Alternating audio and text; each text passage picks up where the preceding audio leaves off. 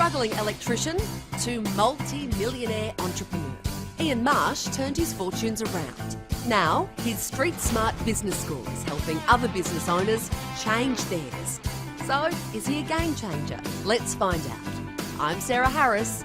Welcome to Game. Ian, welcome to Game Changers.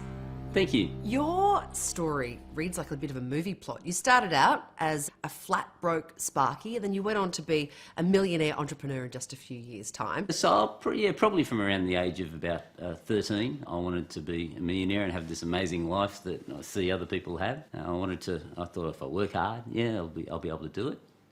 And you put your head down and you decided to take up a trade to make this million. I did. In fact, everybody said, look, you'll never get a trade because you're a C-grade student. But I did get a trade and I became an electrician on the railways, which was interesting. I thought it was a good way to pick up girls, actually. Did you get close to that million? The money wasn't what I thought it would be. I worked hard, and actually then, after I became a tradesman, I started my own business as a contractor. It didn't quite pan out the way I expected. When you were 35, you felt a bit disappointed about where you were in life. Yes. Why so? I met this beautiful lady called Jenny, and I knew she was the one that I wanted to marry. I just knew instantly. And when I met her, I had a look at myself and went, my goodness, I'm not a good catch. Aww. Yeah, I thought, really, what have I got to offer? At that moment, really, I had this blinding feeling that I better hurry up and do something because I'm not going to let that stunning lady get away from me. And that led you to a money expo? Yeah, it was really weird. Pretty well the next day, I'm pretty sure. I was walking along Darling Harbour and I saw this sign saying Money Expo at Darling Harbour, and I went, money? I want to be exposed to some of that. That's seriously the thought that went through my head. But I didn't even have the $20 entry fee. I'd never gone to an exhibition before, and so I thought, man, I've got to get in there and see how this money's made. And so I went through the tradesman entrance at the back of Darling Harbour, and I managed to get into the expo. In fact, you met your mentor there that day. Did. Yeah, my first mentor, Mal Emery. He was standing on stage, and I still remember it crystal today. He was standing up there, he said, I've got no problem with you being broke, but I've got a real problem with you staying broke. And I went, oh, man, this guy knows what he's talking about. I'm going to listen to him. Does that come down to self-belief or a lack of self-belief? It comes down to really a story that we're given as we're growing up. For example, if you're raised by people that on a social welfare check, you're taught to make every dollar expand, and you're taught that, you've got to be careful, you can't buy these things. And you get this carbonised, or crap really, it's carbonised story wrapped around your head, and you don't think that there's a better life out there, so you just do what everyone else on social welfare do.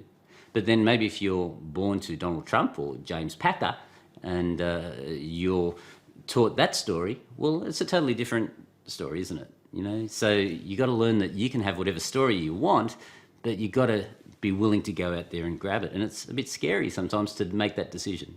Yeah. You changed your story big time. Yeah. You made yourself $12 million in a few years. Yeah, well, we did more than that. That's what we generated. Oh, give or take $1 million, huh?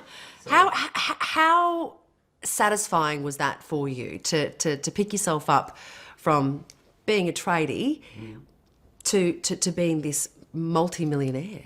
It was great. My ego grew as fast as the bank account. It was fantastic. So I was sponsoring races at Rose Hill, and I was taking my beautiful family on holidays to Europe and all these sorts of things. I thought that I'd nailed it, but I was in for a rude awakening. Yeah, they say that you learn much more from your failures than your successes, and you learned a lot. You failed big time. You lost it all. Well, I guess you call me a professional failure, really, Sarah. If you look at it the best that way. have done it. Richard Branson, he's stuffed up a few times along the way as well. He did. He's one of my heroes, actually. Yeah. And Jerry Harvey and, all those guys, they're my heroes. But, yeah, I did fail, and I nearly gave up. Because here's the thing, Sarah, is that it's your self-worth that determines where you go, whether you feel you're worthy or whether you don't. It's your choice. And, after losing everything that I'd built up, I was a failure, and I was just about to go up to Byron Bay and just get drunk and give up on life, quite honestly. Yeah.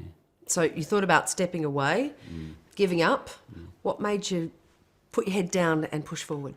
Because I did what, again, many other people did. I had my mother's house that was a guarantee for my company. I was looking at my wife and couldn't put food on the table. I had to pull my children out of the schools they were going to. Looking at these people made me decide there's no way that I could let these people down. I can't let my mother lose her home. I can't let my wife have a horrible life for my family. It's up to me. I've got to do it again. And so I did. And because once you've got the knowledge up here, it's there forever. So really, you can't ever be broke. As long as you don't give up on yourself, that's the thing. That's really important, Sarah.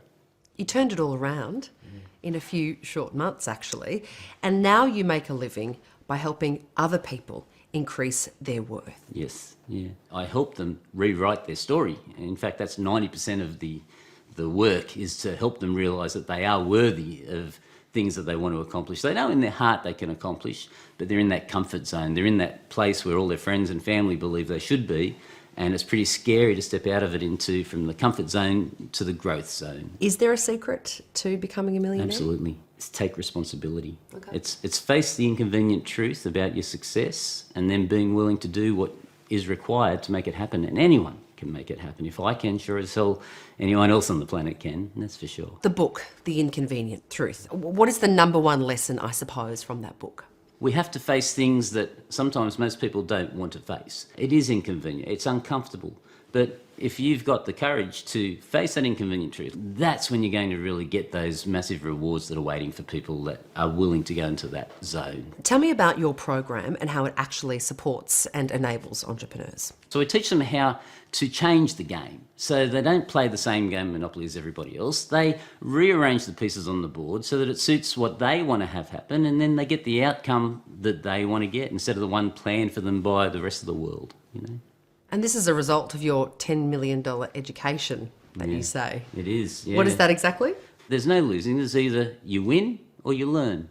This is your knowledge that you've picked up from the School of Hard Knocks. Absolutely. Going through it, failing, picking yourself back up and getting on with it again. Yeah. See, success is mechanical. If you've got the right type of business, then anyone can achieve whatever success that they want. There's really just 6 key areas in any company that people need to tick, and if they tick all of them, they're going to have a business. That's why I managed to build 5 multi-million-dollar companies, because it's just formulaic, really. Now, you have a success kit to help people get started? So I put my journey into a system. It's a success system, and they'll be able to get all the steps that I implemented in my business, and they're going to be able to recreate them. You make it sound so easy. It is. You just got to have that. Just step into the growth zone. It's a lot of fun. All right, Ian, thank you very much. Thank you, Sarah.